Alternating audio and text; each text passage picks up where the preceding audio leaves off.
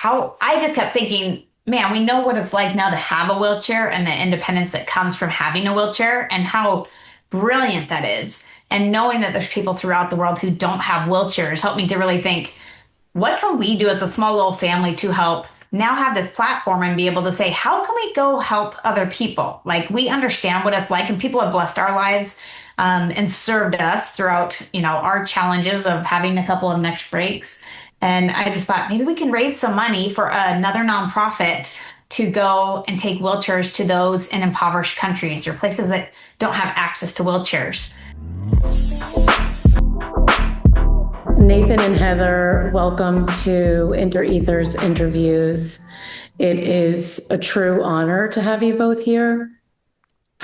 What Inter-Ethers is about is the human spirit and the different forms, the different incredible forms that it comes in. Yours in particular blew me away. Nathan, what year was your accident? 2001, so almost So 24 years ago.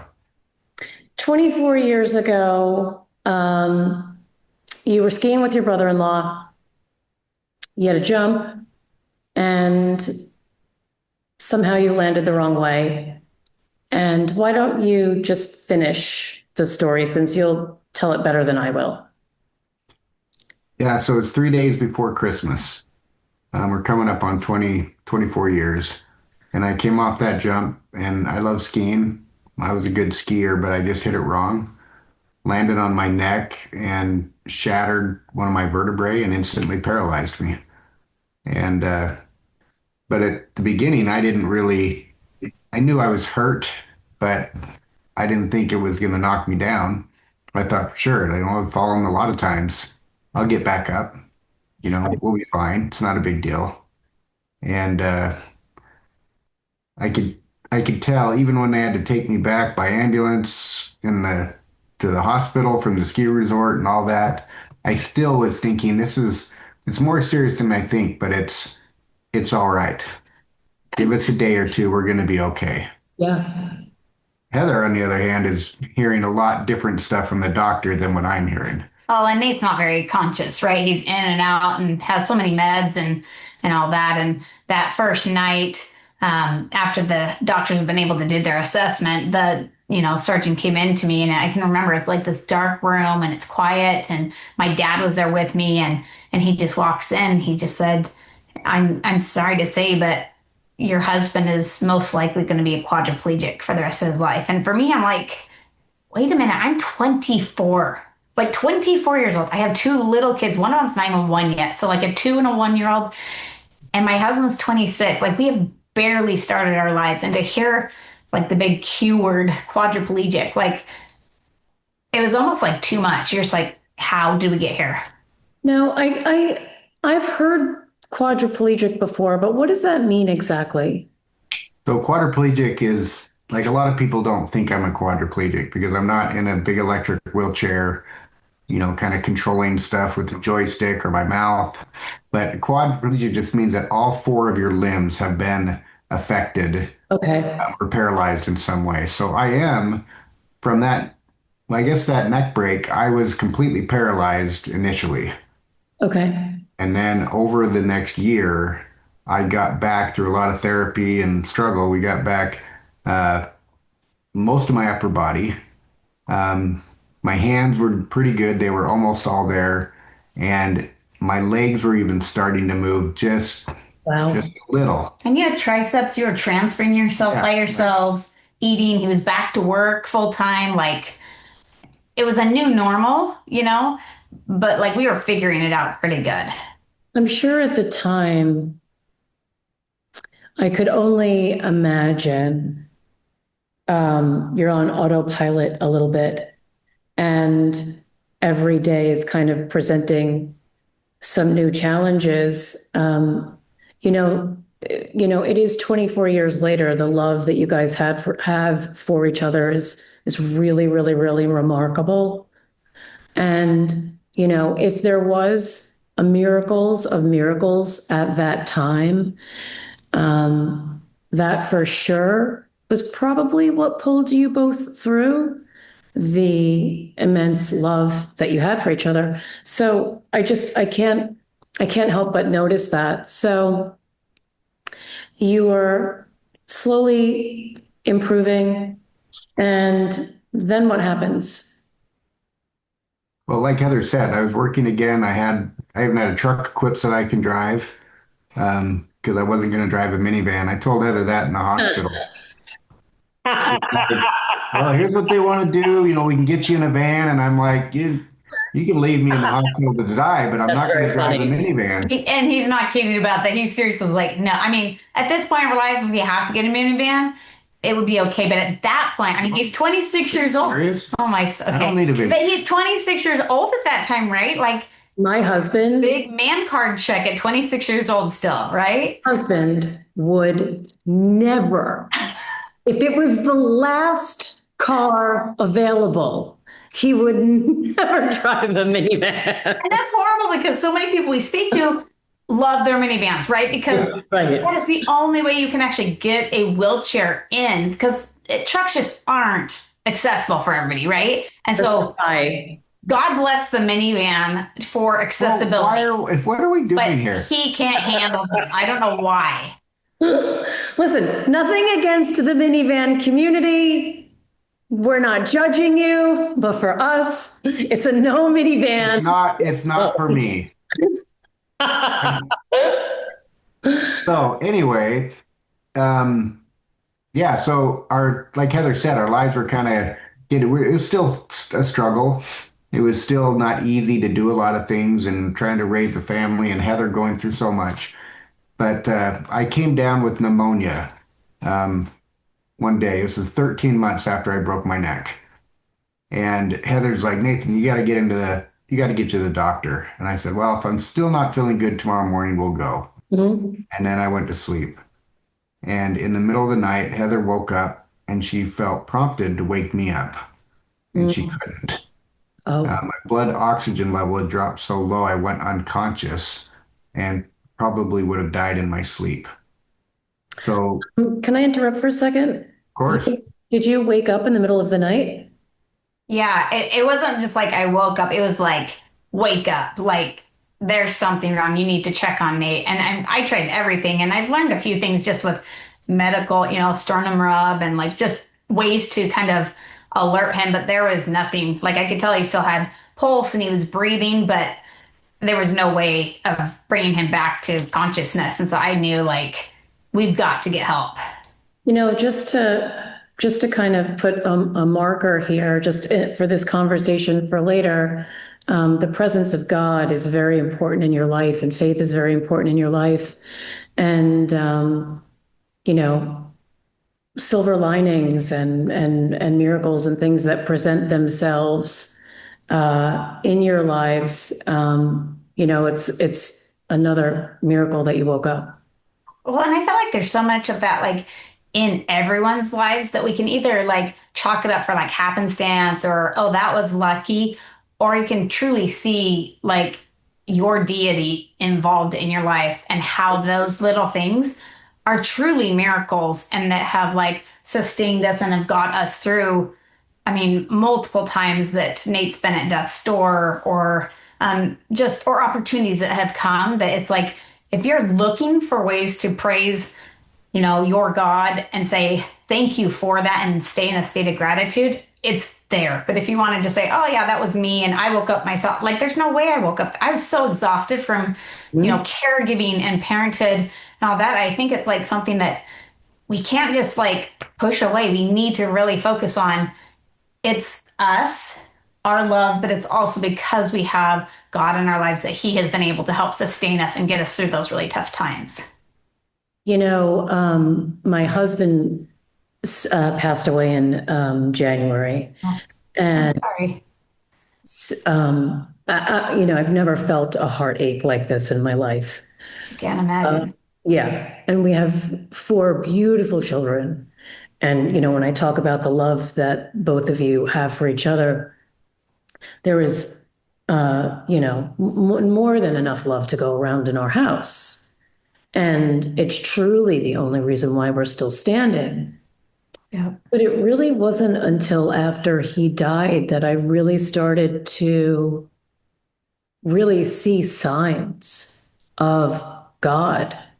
And like you said before, whatever God you believe in, there is a very strong presence of a creator and something greater and bigger than us at play. I've felt it in my heart. I've felt it in things that have kind of helped us survive this tragedy in our own life. So it's very real. And I think the conversation about God should be had more and more and more and more, because it really, everything that both of you do is a really great example of what human beings are capable of and the capacity that our hearts have to really help one another, even in the most desperate of situations, where the both of you had the right to be angry, bitter, and there would be nothing wrong with that. There would be nothing wrong with there. Life was asking a lot of the both of you, a lot more than the average person. So to find the ability to move on and turn it into what we'll discuss, what you both have turned it into, is an act of faith, an act of love, an act of God, and incredible. So please continue. I just can't help but pull in when you bring up important topics like that. Well, but as we go through that, I feel, I mean, I grew up and I had a testimony of God. I had faith in the Savior. Um, and I loved Heather and I loved our kids. We'd been married for 4.5 years at that point, but I don't think I really was tested Mhm. until that neck break to really say, do I really believe in God? Mhm. You Yeah. know, is this really part of his plan? How do I deal with this? Like, and then also with my family, it's like, I love Heather, but this is going to test our love to a degree that we have no clue. And it's going to test our children, young children who they don't understand everything that's going on. All of a sudden, their dad, They're not expected to. Yeah. no, one day their Well, dad's playing with them on the ground when he gets home from work, and then the next day he's in a hospital, fighting for his life, and they don't even recognize him. mhm. So I think it's usually in my experience is when we have the trials in our life, when we get knocked down, that's when we truly find out how strong is our testimony. How much do you believe, and how much do you love those next to you? And then what are you willing to do to prove that love? A word that we've heard so many times, and it's actually affiliated with your charity, but hope is a really, really, really beautiful word, because if I did not have hope that we are going to be okay, we will be okay today, tomorrow we'll try just as hard, then my children will be able to go on and have successful and happy lives, and we'll be able to live our life not how we wanted. That wasn't the plan, Right. Obviously, the plan was for us to do that together and watch the children do all of those things. But I feel him deeply, deeply, deeply in my heart.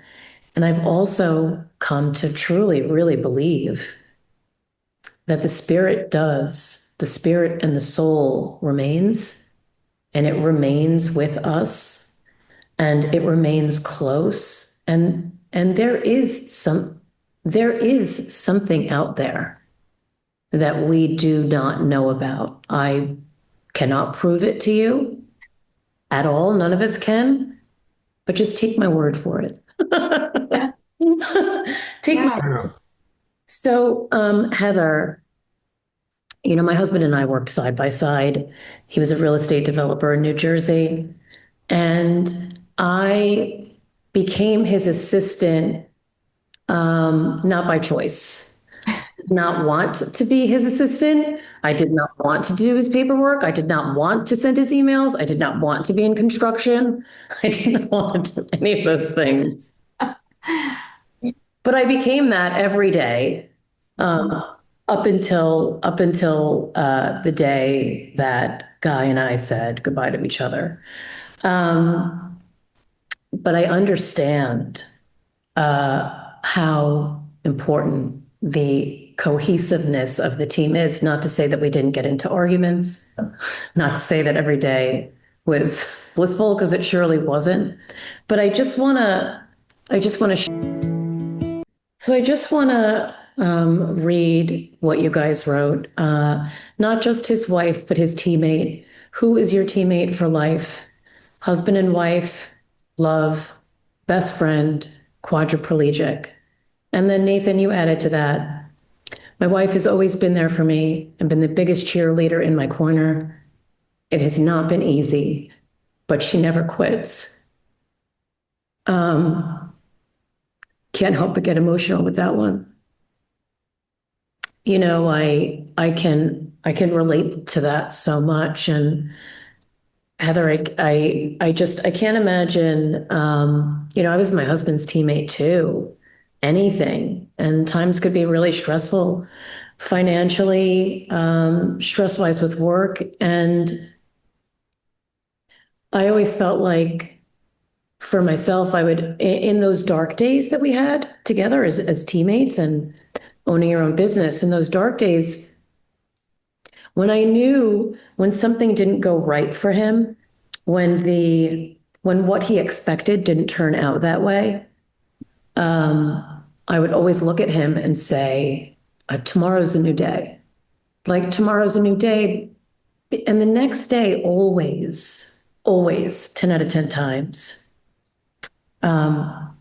pivoted in the right direction. Whether it was the next day or a few days later, or maybe a week later, something would turn around from maybe some bad news we received. So I could only imagine different circumstances. I did turn my phone off. I apologize. Different circumstances, but similar kind of exchange between the two of you. You are Nathan's full-time caregiver.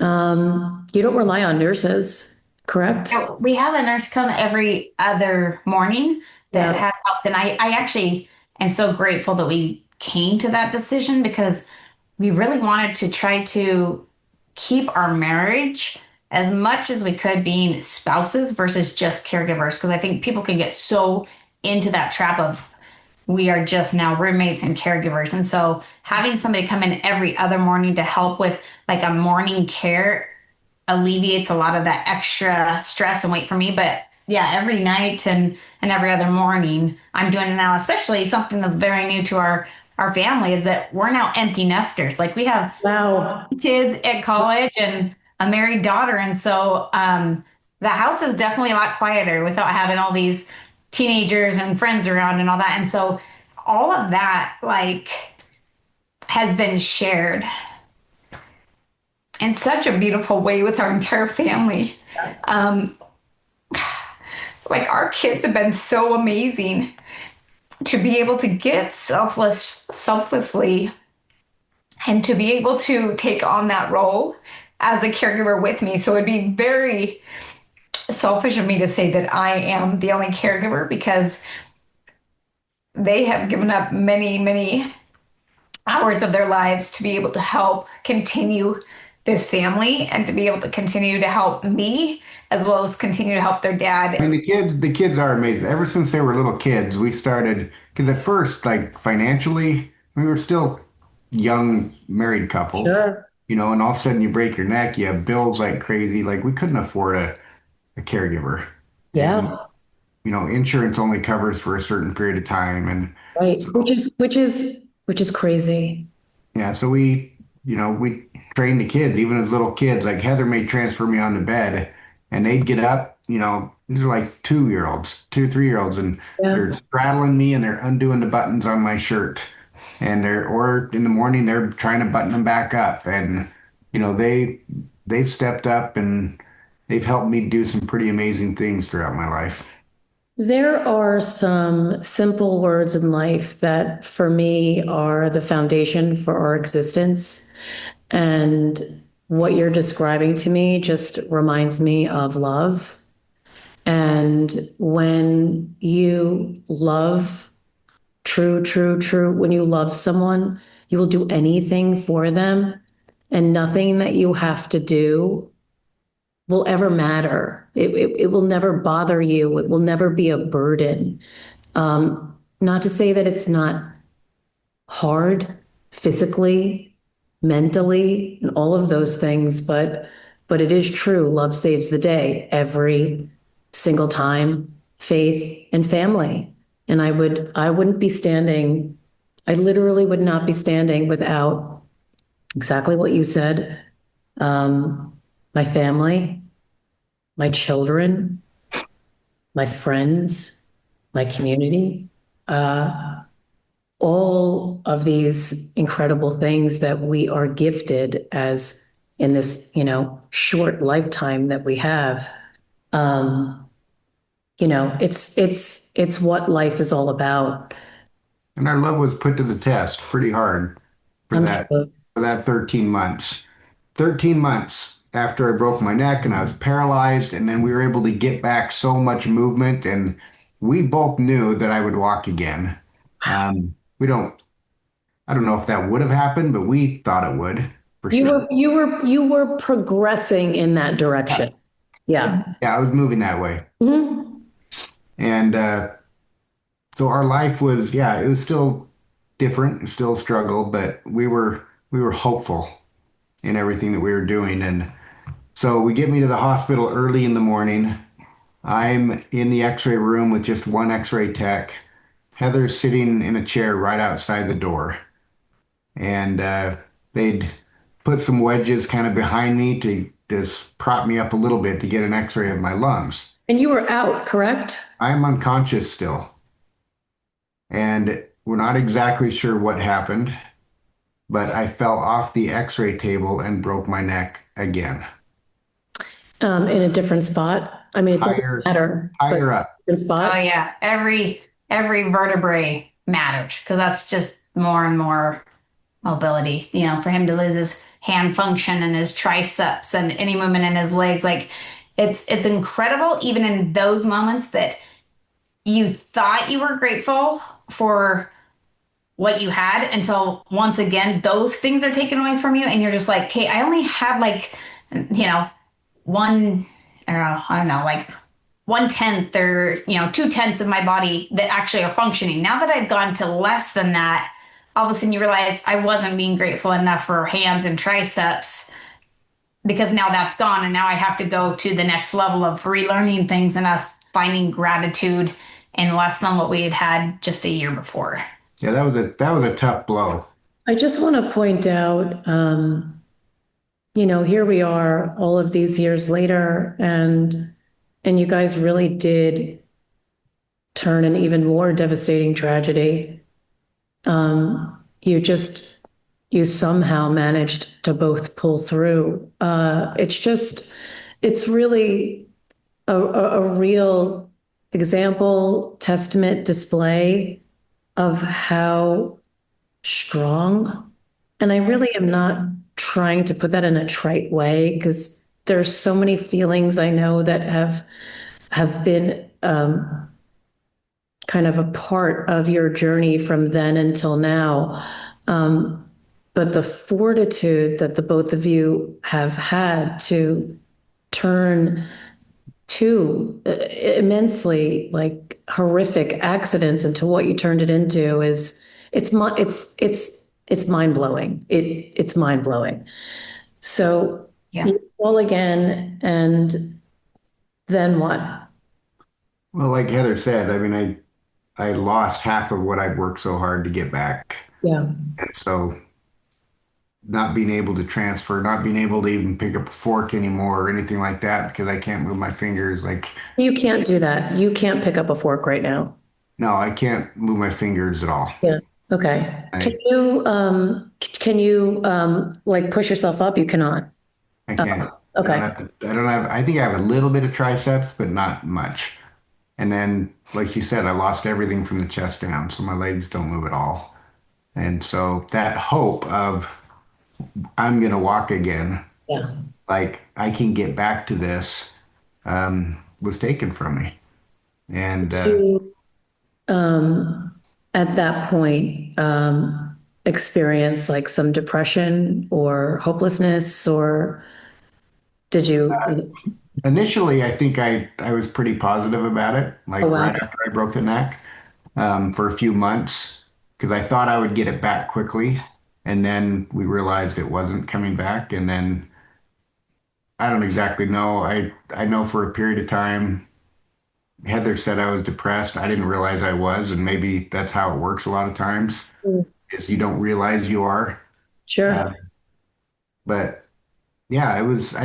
I think any of us in life, when you things don't work out the way you've always envisioned it and the way you've wanted it to happen, um, it's a struggle for us. You know, if all of a sudden your spouse is addicted to drugs or one of your children, or I don't know what it is, you could lose a child, you go through a terrible divorce, you any of that kind of stuff, it Right. just changes your future. And you're like, but that's not how I wanted it to be. That's not how it's supposed to be. Right.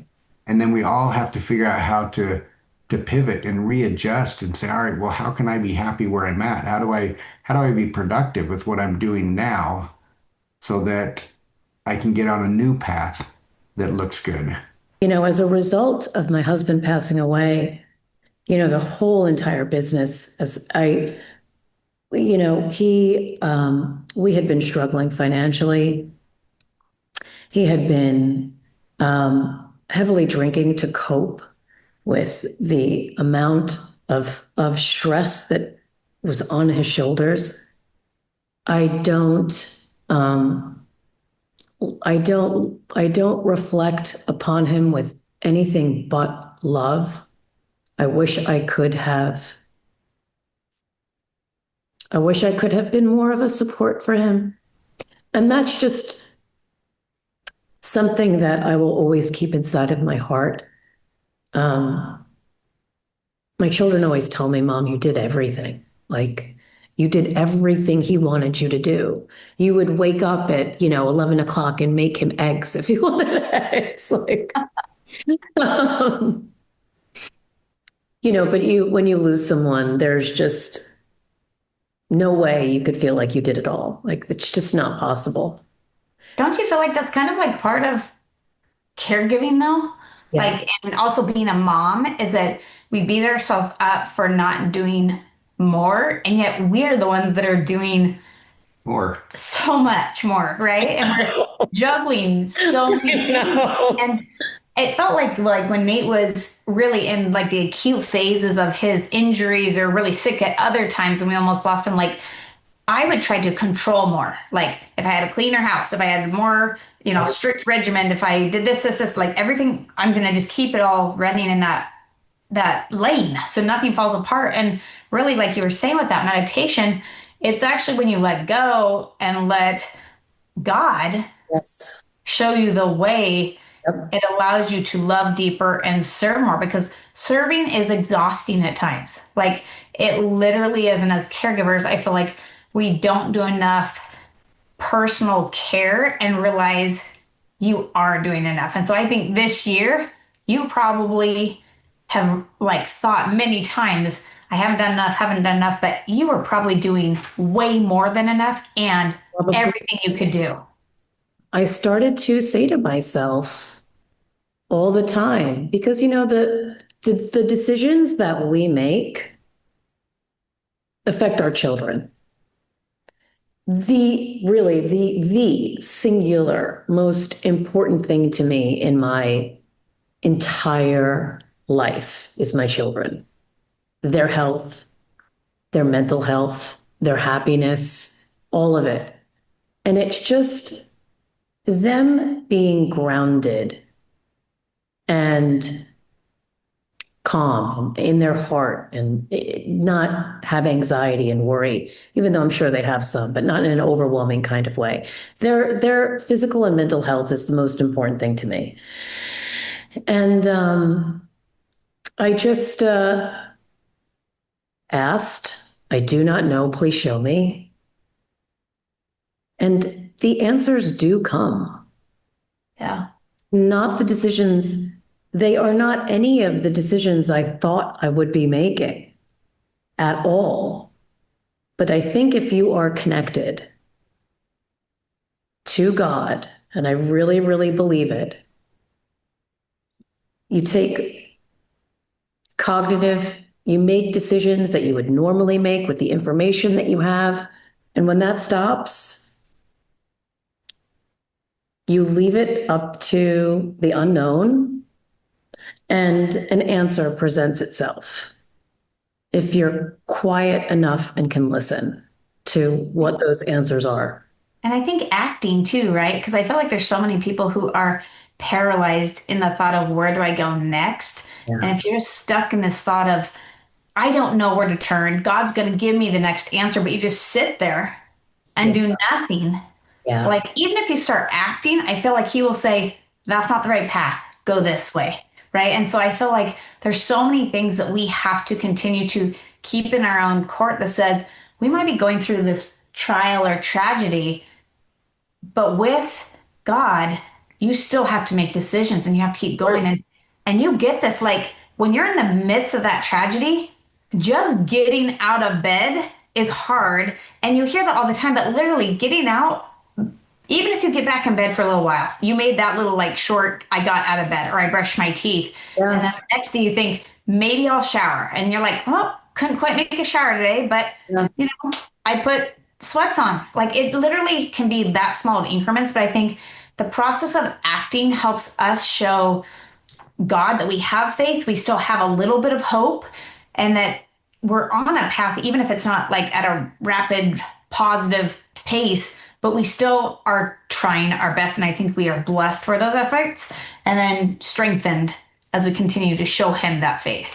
Absolutely. The answers come, like you said, Yeah. they will come, but the overall picture, that doesn't mean that it'll be clear. No. It take years before you look back and say, oh, that's what this action was. That's what this inspiration was. And it all leads to years before you finally realize what it was all about. It But you takes have to have that faith and that hope because you can't ever lose hope. it takes a lot of raindrops to fill up a cup. The metaphor is, you know, you just try your best and take a little action every single day, and all of these little decisions that we make along the way, they're on the way to they're all a part of the journey. They're all a part of the path that we all truly belong on. When you talked about, you know, keeping everything completely in order and everybody on this tight schedule, I don't feel like that's rigid or controlling. So many things are out of our control. And when you are talking about, you know, taking action and acting, you can control what you can. And for us in this tragedy, the structure has really served us. I felt like in the solace of knowing that creating a home of less chaos, creating a home that has order and has structure also allows them to feel safe and to feel like even though everything's not going to go according to plan, because we didn't plan to have two broken necks, we didn't plan to have, you know, heads cracked open and multiple pneumonias and hospital stays and all of those things. But I think throughout it, because of that consistency and them knowing that their mother is going to be there for them no matter what, right? Even if they screw up, you're still there for them Yeah. and we'll work through it and we'll communicate through it. I think that does create a sense of I have a support system. I have somebody there to help me because they're going to be going through another trial and it's maybe just as hard as what they've gone through with their father, right? But they will know how to do it because they've seen you as a mother do it. And have we done it perfectly? No, we haven't done it perfectly. We're messy and we're learning and we're doing this the first time for ourselves in many ways. But I think choosing to get up every day and choosing to try and keep order and happiness, still finding joy in the little things Yeah. is so important because it's teaching those other kids or even families watching you who are going through very similar things that you may have no idea about, Right. that they can also continue to do that.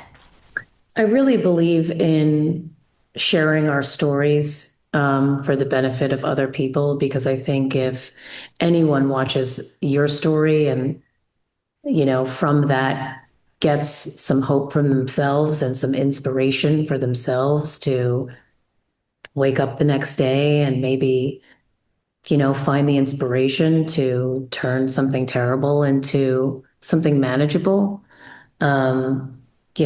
It's an absolutely wonderful thing.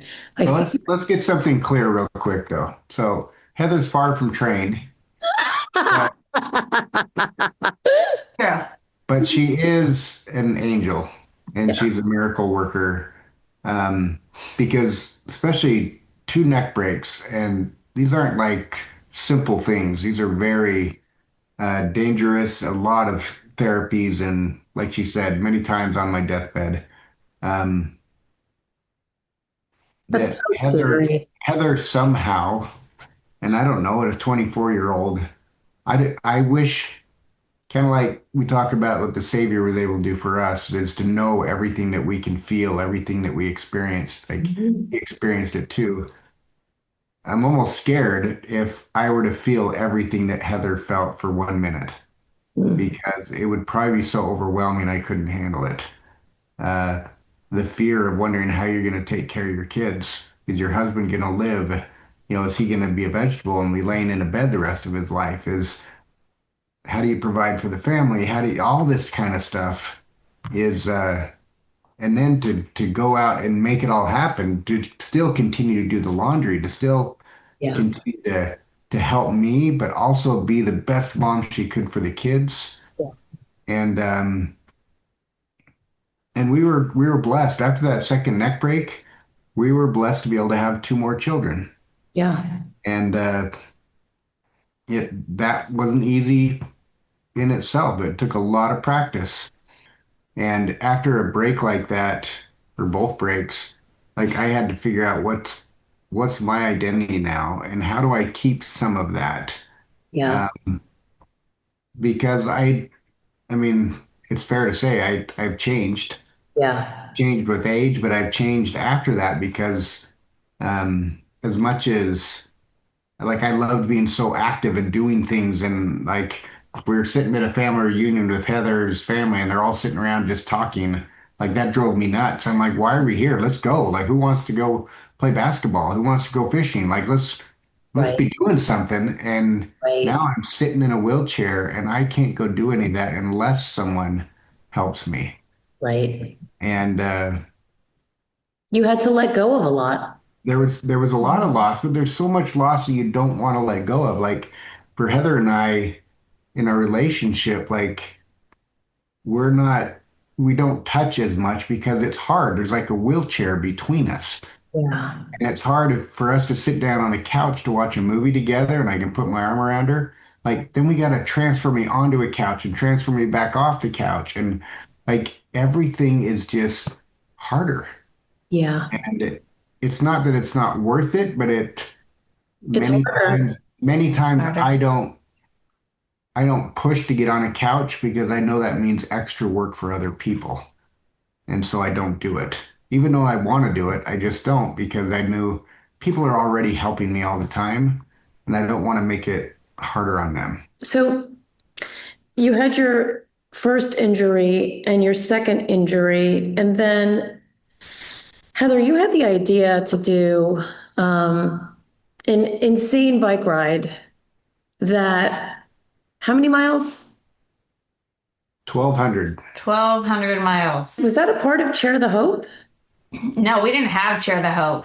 So Chair it the was, Hope is yours. yeah. Okay. Yeah. So it was just kind of one of those things that I really feel like staying close to God over the past years have really given me that opportunity to go and like hear bigger ideas, hear his creative ideas. And I do feel like he has entrusted me with being in tune to those ideas or hearing him because I act. I am an actor. How I just kept thinking, man, we know what it's like now to have a wheelchair and the independence that comes from having a wheelchair and how brilliant that is. And knowing that there's people throughout the world who don't have wheelchairs helped me to really think, what can we do as a small little family to help now have this platform and be able to say, how can we go help other people? Like we understand what it's like and people have blessed our lives and served us throughout, our challenges of having a couple of neck breaks.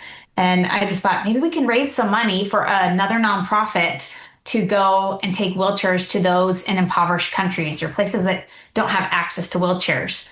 That's the beauty of what I feel like we've created in this family is like we can do this. And it's not just I'm asking one kid to go do it's like as a family, we can literally conquer anything because of what we've had to go through. And even if it's a crazy idea of riding 1,200 miles together on a bikes. And we're not bike riders. Yeah. Like, we're athletic, but we're not a bike family. I watched that film, and so you did the 1,200 miles, but along the way, I mean, of course, so many obstacles presented themselves. There were probably plenty of times everybody wanted to give up, but then these miracles started to appear.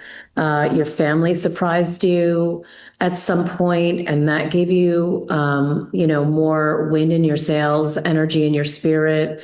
You started to get a lot of messages on Facebook of support and hope, and right when you're about to like say maybe we shouldn't do this anymore, maybe we should bail on this, maybe I just made a really big mistake.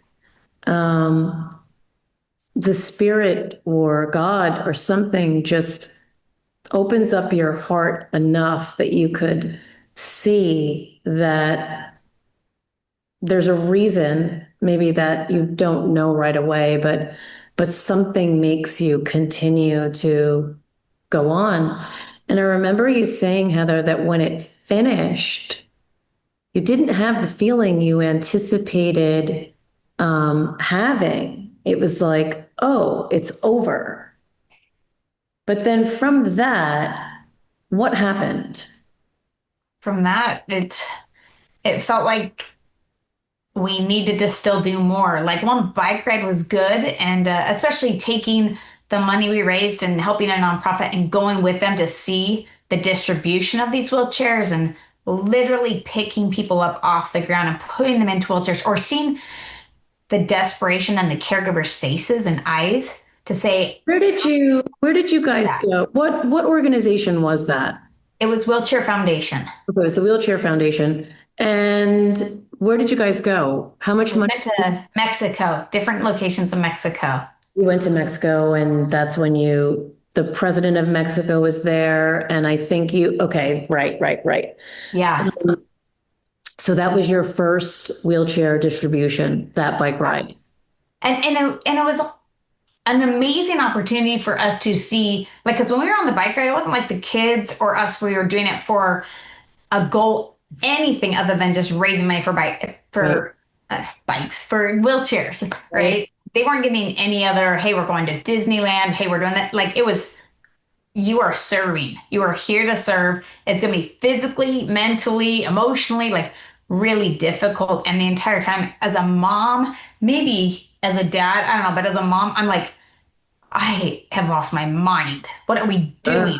I have young children on these extremely busy roads in California. I have, friends and family that are like, you guys are crazy. Like, and I'm like, well, I've heard that before many times in my life. That's crazy. But it really did in those moments when you're going on those endless hills. If you know the California like highways that all like endless hills that Yeah. you would just cry if you had to look at and think, I have to ride that. And Well, How but did Heather was your, amazing though. Heather was extraordinary, and the kids. I'm not going to take away from that. Like they all were, but I was Heather just going to was, say, how did the kids do? Did they were phenomenal. they Like, did? like they blew me away. The kind of things that they pushed themselves, and when they talk about how they had to push themselves and how they wanted to quit, and they're going up these hills and their legs are numb, they can't feel them anymore, but they know they're not quite to the top, and they're pleading to God, like, help me, like I have to get there. And they don't have a partner with them at the time, so it's just them. And they've got to get to that point where we're going to pick them up at some point. Yeah, I know it's just two of you here, but I know bigger picture is there's six of you total. And it's, we were a unit, we still are a unit, but it was the six of us and all the time. And we spent a lot of time together. We spent more time together than we did apart. And everybody's a player. Everyone contributes to the stability, the love, the strength, the structure of the family. I can only imagine what your kids are like. They must be pretty spectacular people because they've seen so much and they've felt so much and they've overcome so much on their own. And, they didn't have the traditional experience of, that you have as a family growing up. It was such a different perspective for them. So But they are so kind. Like I'm I think not surprised. they're better kids because I was in a wheelchair than they would have been if not. They have big hearts. How could you, you know? Because now they see someone and maybe they go to class at school and they can see that person in the corner that no one's talking to, and they'll go talk to them. And it's helped them to have a stronger compassion for all of us here on this earth. It's said that when things like this happen to you, it cracks you wide open. And it's no different for children than it is for adults. It cracks their hearts wide open too. But when you have an open heart, then you're able to receive what you need to receive and give what you need to give. And it's a flow that And it happens. allows you to get through like your own personal challenges, right? Because as you see that you are just one little piece in a whole universe, and that as you continue to serve, you're lifting the burdens of others, you Yeah. know that like reciprocity is coming back. You will be lifted, right? You are just feeling that. And Oh, great. what we do though, we are definitely the beneficiaries of giving out wheelchairs because as we see like literally moms walking for miles and miles and miles, hours and hours and hours carrying 15-year-olds. And when they get to the distributions of the wheelchairs, like literally dropping them into our arms because they cannot walk one more foot. Like that right there helps any first world problem seem like I can do this. I can do this. I want to show what you guys do. So this is, I think, 140 wheelchairs. This is Lima. When did you guys do this? Just a few months ago. And what you do is you raise money through your Chair the Hope Foundation. You have wheelchairs made. How do you connect with, is it just like a connection of charities throughout the world that you can find people in need and you connect in that way? The beautiful thing is once we did that first distribution with Wheelchair Foundation, we just like formed this partnership. And so when we even made our own nonprofit, we just said, hey, we still would love to use you for everything that you've learned because they've given out over 1 million wheelchairs, right? They're like a large nonprofit and we're just a family nonprofit. Yeah. And so when we want to go to an area or we feel drawn to go to an area, I will contact my person there and just say, hey, do you have a contact in this place in Mexico? Do you have a contact in Ghana? And if they do, they will put me in touch with them and then we will start that process because we can't do what we do without a really good partner in those countries because they have to go find the individuals for us Yeah, prior to us coming. We can go through and get all the money in and order the wheelchairs and have them shipped from China to the location. But if they aren't there with the recipients, we right, are showing up with just wheelchairs, and then right, we would have to go find right, 260 to 280 people, right. and that it just won't work. So we really have to rely on people around the world to join us in these efforts, and it's beautiful to see how that is a totally different trust level to say we are showing up in the middle of nowhere, Africa. We've Yeah. never met these people, and they literally will have people that we are bringing wheelchairs to, and they don't know if we're actually going to send wheelchairs. It's such a trust thing. How many, that's, you talk about humanity and trust and strangers and the spirit and the heart. And,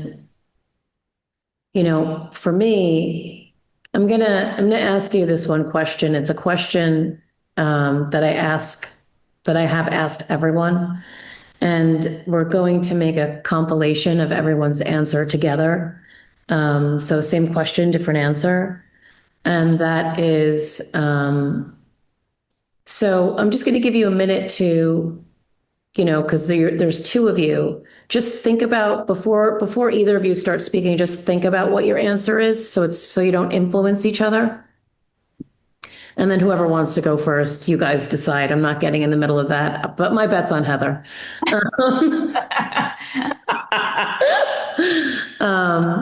What is the meaning of life?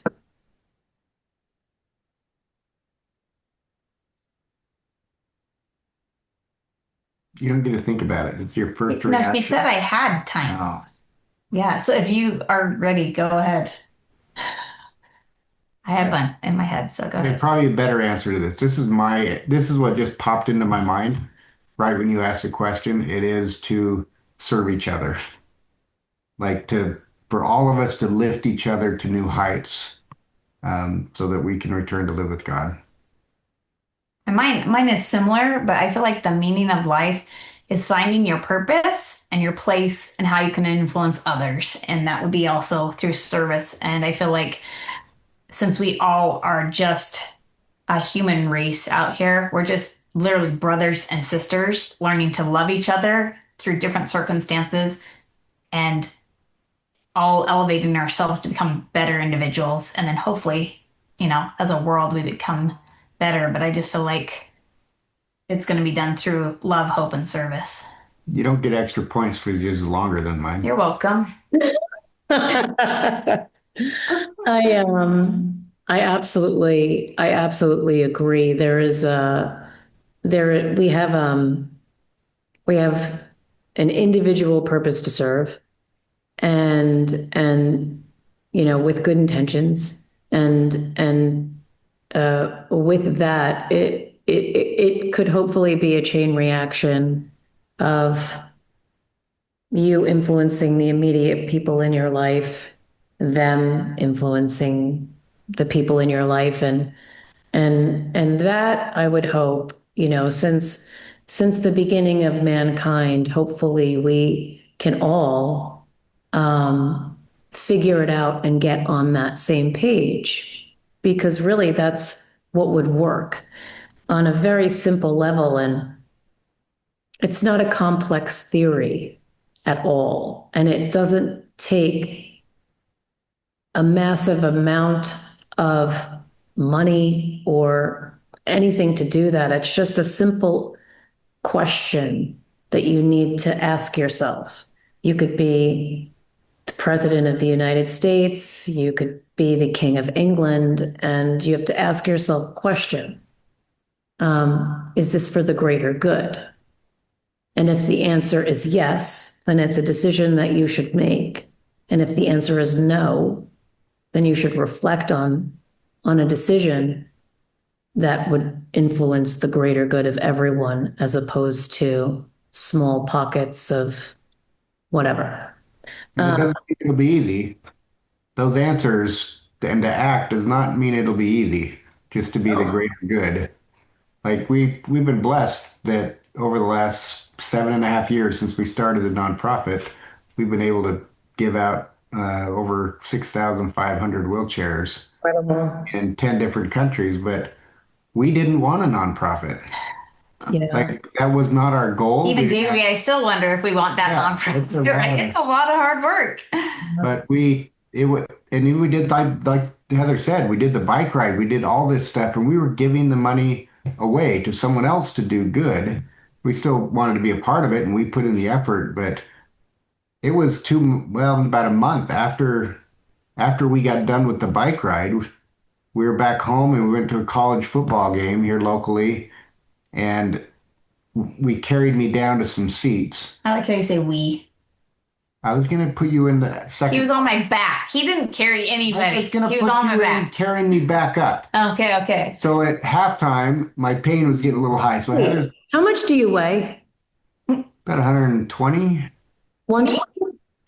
No, I'm talking about me. Really nice. I'm No. really 130. No, I'm about 170. 170. That's a lot.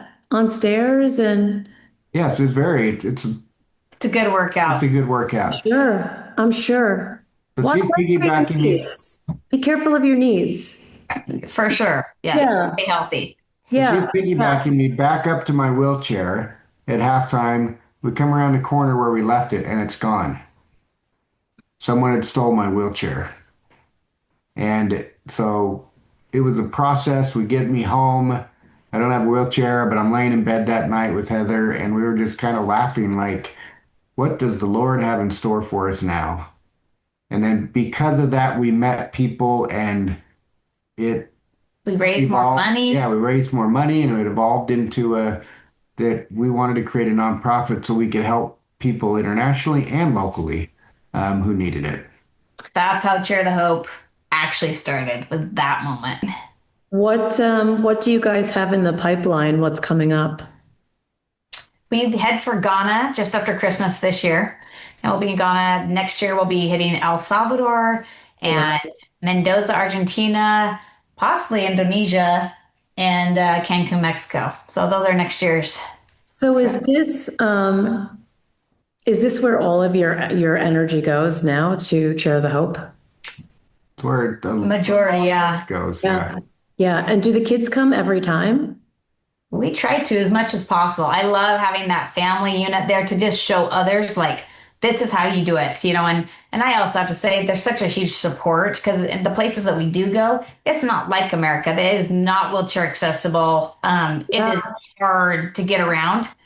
Interesting. So as a family unit, we literally are piggybacking Nate, pushing Nate, helping him get into bed, just all the different logistics of having a wheelchair in a third world country takes it to a whole new level, and not just giving out wheelchairs in these hard to get around countries.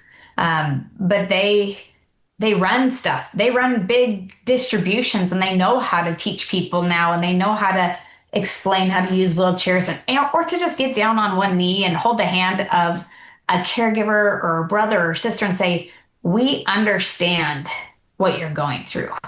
It's different, but we understand. You know what I love about what you do, which just kind of came to me, is that even though there might be language barriers in all of these different places that you're going, the heart speaks volumes, and you don't even have to understand someone's language to have probably one of the most beautiful exchanges that you could have with another human being, and that's just simply caring about them.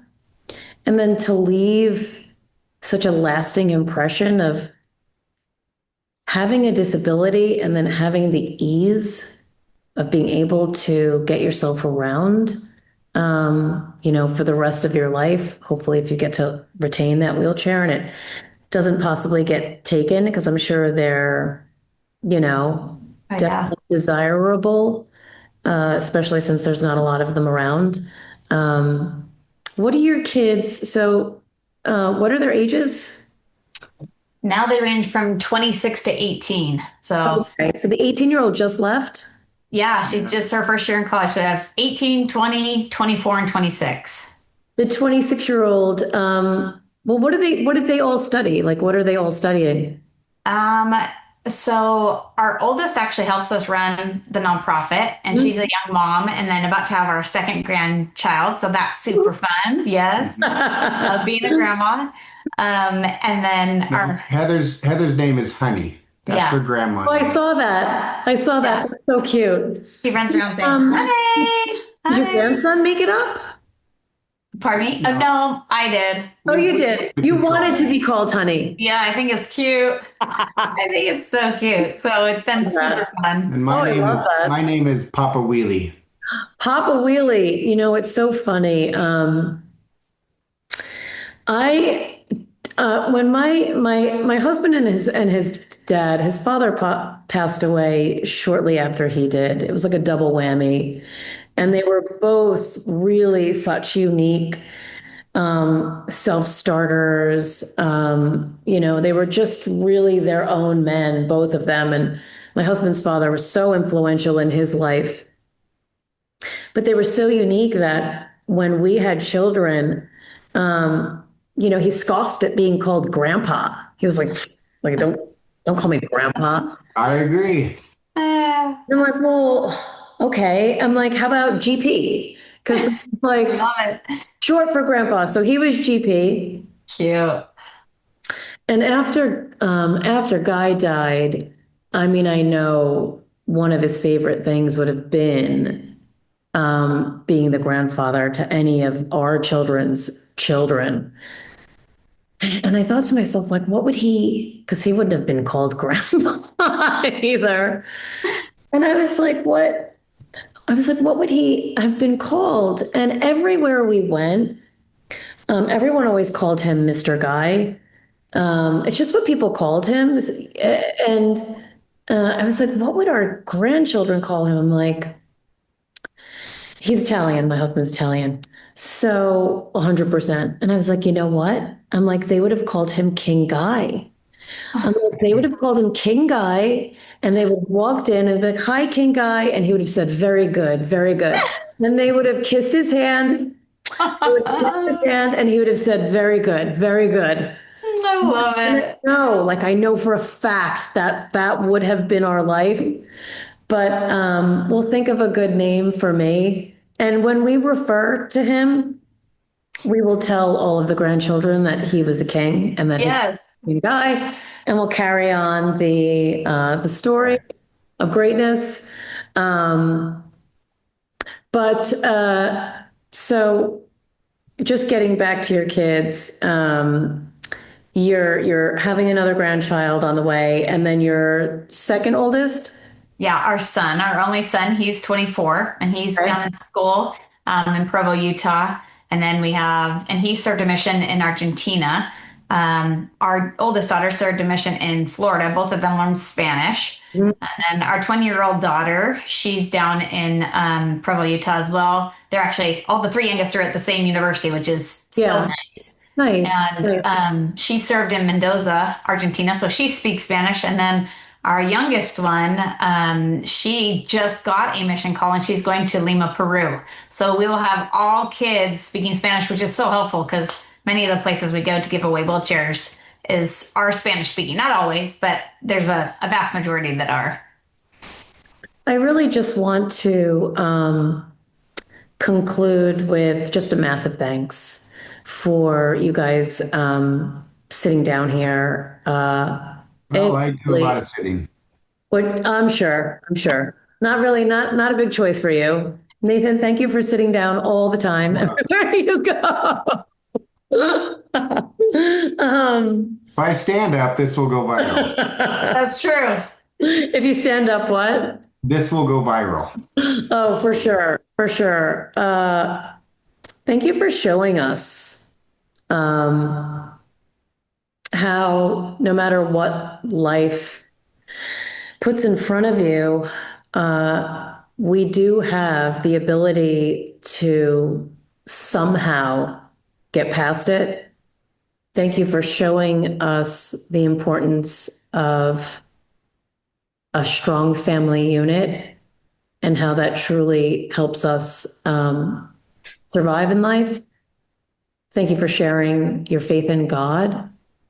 and demonstrating how important that also is in living a life in accordance with the mechanics and the nature of the universe and how we should work, and sharing your story and what you do. I can't wait to share more of it. You're truly, truly, truly really incredible people and really great examples of really good, decent, big-hearted human beings. So thank you so much for being here. Thank you so much for this opportunity. It's been so great, and thank you for being vulnerable and sharing of your story with us and being open enough to do that. That's what it's all about.